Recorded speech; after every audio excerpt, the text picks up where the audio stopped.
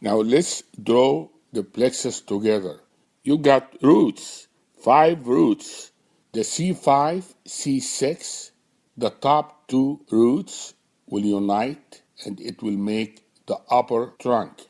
The C7 nerve root will stay alone and will become the middle trunk. It is like the middle child. They like to be alone, they like to be independent until they learn the lesson.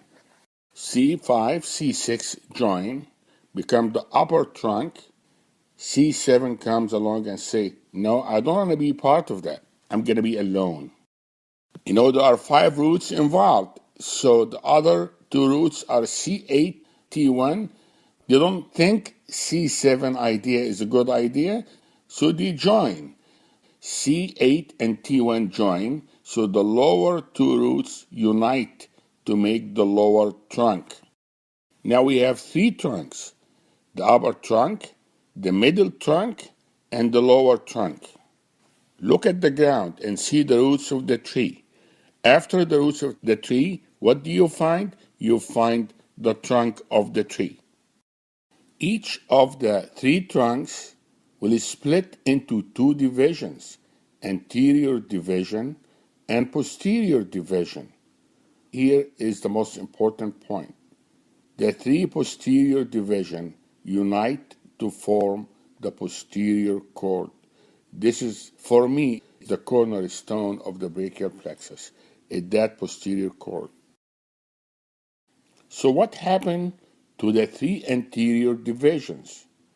The upper 2 anterior divisions unite to form the lateral cord. The lower anterior division forms the medial cord. It seems like the anterior division of the lower trunk want to be alone. Obviously, they learn from the middle child theory, and also they don't like the word lower. So they're going to prove they are independent and they're going to be alone. And they will be called the medial cord. So now we got posterior cord, lateral cord, and medial cord that are named according to the relationship with the axillary artery. So the posterior cord is posterior to the axillary artery. The medial cord is medial to the axillary artery. The lateral cord is lateral to the axillary artery. We've seen the roots from C5 to T1. We've seen the trunks, the upper, the middle, the lower. We've seen the divisions, the anterior and posterior. We've seen the cords, lateral, posterior, and medial, but we haven't seen the branches. So what are the branches? Let's start with branches from the roots and the upper trunk. These branches are important because they are preclavicular branches, which means if they are injured, it can give you a bad prognosis.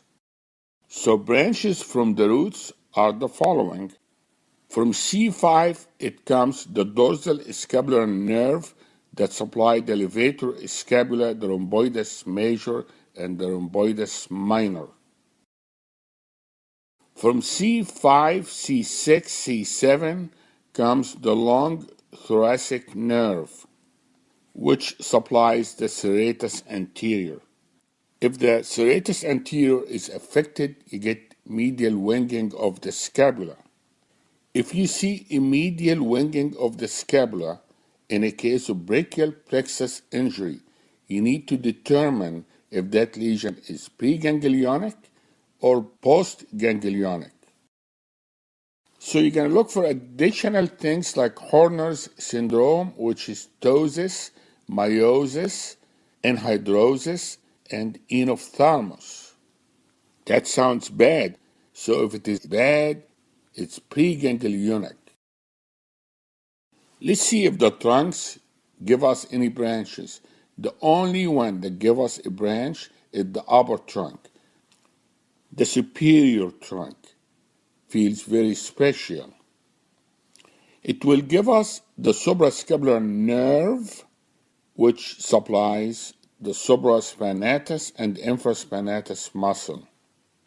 It probably give us the nerve to subclavius also.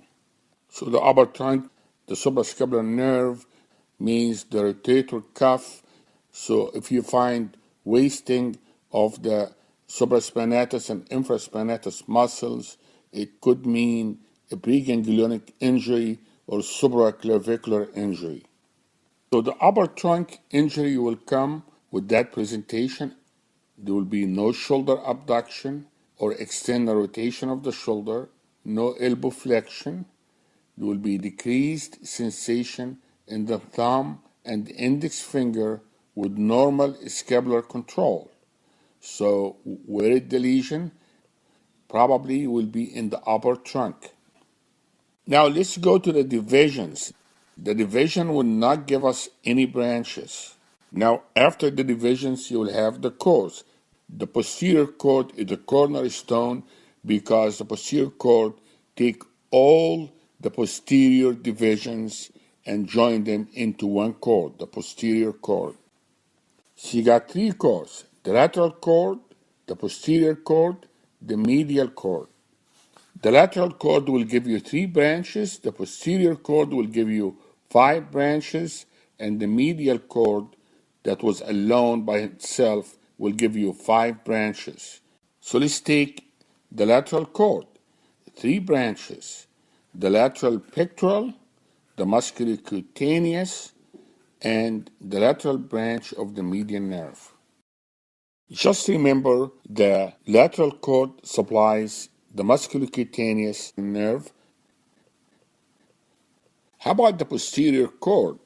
The posterior chord gives branches which are the upper subscapular, the thoracodorsal, and the lower subscapular, and end by 2 branches, which is the axillary nerve and the radian nerve. So you got 5 branches from the posterior chord. The upper subscapular branch will supply the subscapularis muscle. The thoracodorsal nerve will supply the latissimus dorsi muscle, a muscle we frequently use it as a free tissue transfer. And the lower subscapular nerve will supply the subscapular muscle and also supply the teres major. The teres major is just below the subscapularis, so the lower subscapular nerve will feel sorry for the muscle, the teres major, and will give it a branch. It's interesting that the thoracodorsal nerve to the latissimus dorsi is squeezed between the upper and the lower subscapular nerve when all of them arise from the posterior chord. The posterior chord ends by the axillary nerve, which supplies the teres minor and the deltoid, and also it gives the radian nerve, which supplies all muscles of the posterior arm and forearm. Some people use the word stars to remember the branches of the posterior chord. So in posterior chord injury, you will have radial plus palsy. Radial nerve palsy, which is drop rest, plus an axillary nerve palsy. The last one is the medial chord that give 5 branches, 3 branches and 2 terminal branches. Just remember the medial chord, it's medial, it's ulnar. So if we have lateral pectoral branch from the lateral chord, we got to do medial pectoral branch from the medial chord. So that is the first branch from the medial chord, the medial pectoral, followed by the medial cutaneous nerve of the arm, followed by the medial antebrachial cutaneous nerve. The medial antebrachial cutaneous nerve can be injured during elbow arthroscopy or during work on the ulnar nerve to release the ulnar nerve and transpose it. The terminal branch of the medial cord is the ulnar nerve, and it also gives a medial branch for the median nerve. The lateral branch of the median nerve and the medial branch of the median nerve join together to make the median nerve. How about the medial pectoral? There might be some confusion, and I will explain it. So the medial pectoral will give the medial part of the muscle, the sternocostal.